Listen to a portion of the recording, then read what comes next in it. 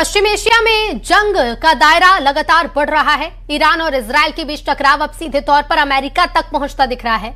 Missile, drone हमले और air strike के बीच हालात हर घंटे और ज्यादा खतरनाक हो रहे हैं। ईरान ने अपने सैन्य अभियान ऑपरेशन टू प्रॉमिस 4 की 23वीं वेव लॉन्च करने का दावा किया, जबकि दूसरी तरफ तेहरान समेत कई इलाकों में एयर स्ट्राइक की खबरें सामने आ रही हैं। अब सवाल यह है कि क्या ये टकराव पूरे क्षेत्र को बड़े युद्ध की तरफ धकेल रहा है। देखिए,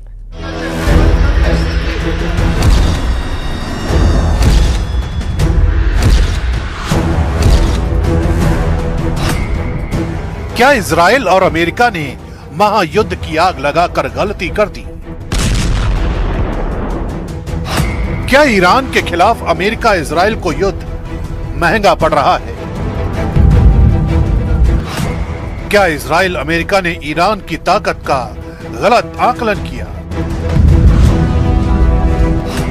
क्या ईरान अब दुश्मन के खिलाफ सीक्रेट वेपन का इस्तेमाल करेगा? Oh my God. Oh Jesus. जंग के मैदान से आ रही एक एक तस्वीर बता रही है कि हालात किस कदर भयानक हो चुके हैं। मिसाइलों की आग, ड्रोन के हमले और लगातार हो रही एयर स्ट्राइक ने पूरे इलाके को युद्ध के मैदान में बदल दिया है।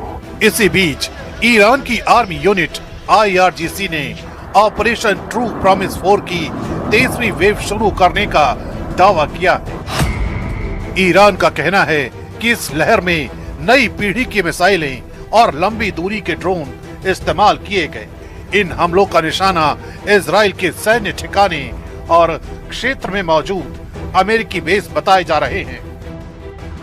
लगातार बढ़ते हमलों ने इस जंग को और खतरनाक बना दिया है और पूरी दुनिया की नजरें अब इस संघर्ष पर टिक गई हैं। ईरान का दावा है कि इस ताजा हमले में कई अहम सैन्य और रणनीतिक ठिकानों को निशाना बनाया गया।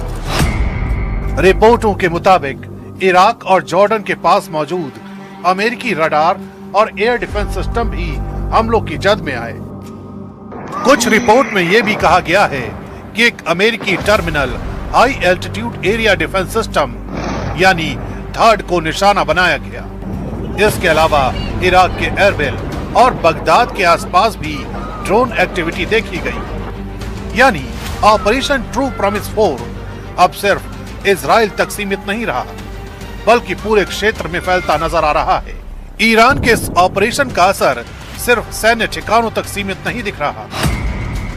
इराक के बसरा इलाके में ऊर्जा ढांचे और तेल से जुड़े ठिकानों के आसपास भी ड्रोन हमलों की खबरें सामने आ रही हैं। रिपोर्ट के मुताबिक बेकर ह्यूजेस से जुड़ी एक ऊर्जा सुविधा, रोमाइला ऑयल फील्ड और बसरा एयरपोर्ट के आसपास धमाकों की आवाजें सुनी गई। अगर ये दावे सही साबित होते हैं तो इसका मतलब है कि जंग अब सैन्य ठिकानों से निकलकर आर्थिक और ऊर्जा ढांचे तक पहुंच रही है।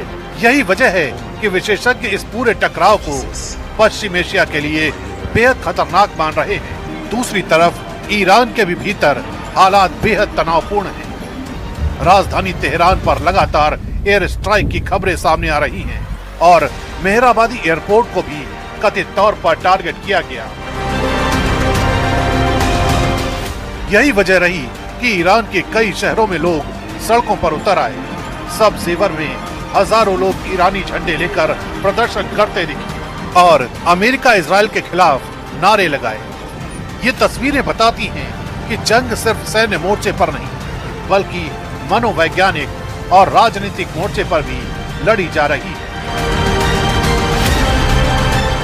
इसी बीच ईरान ने अंतर्राष्ट्रीय मंच पर भी अमेरिका और इजराइल के खिलाफ गंभीर आरोप लगाए हैं कि अमेरिकी और इजरायली हमले अब सिर्फ सैन्य ठिकानों तक सीमित नहीं रहे, बल्कि ईरान के शहरों और नागरिक ढांचे को भी निशाना बनाया जा रहा है।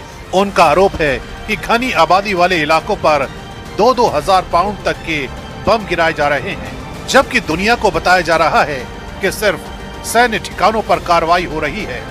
ईरान के मुताबिक इन हमलों में अब तक 1332 नागरिकों की मौत हो चुकी है, जिनमें बड़ी संख्या में महिलाएं और बच्चे शामिल हैं। ईरान का दावा है कि 180 से ज्यादा बच्चों की मौत हो चुकी है, जबकि 20 से ज्यादा स्कूल और 13 हेल्थ केयर सुविधाओं को टारगेट किया गया है।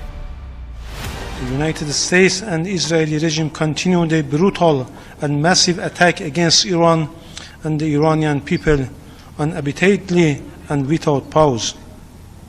These attacks are indiscriminate. They deliberately target civilians and civilian infrastructure across my country. The United States and Israel have demonstrated that they recognize no red line in committing their crimes. Iranian cities are being attacked indiscriminately. जाहिर है जंग जैसे जैसे आगे बढ़ेगी दुनिया के लिए चुनौतियां और बड़ी होती जाएंगी।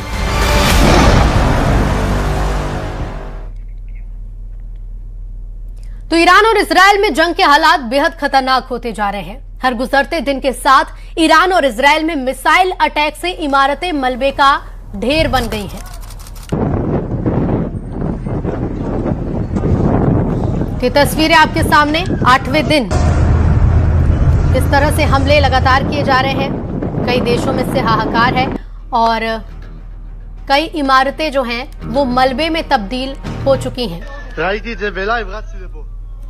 जंग के हालात खतरनाक स्थिति में पहुंचते जा रहे हैं। हर दिन ईरान और इजराइल में मिसाइल अटैक हो रहे हैं और ऐसी बड़ी बड़ी इमारतों को निशाना बनाया गया है जो अब मलबे में तब्दील नजर आ रही हैं।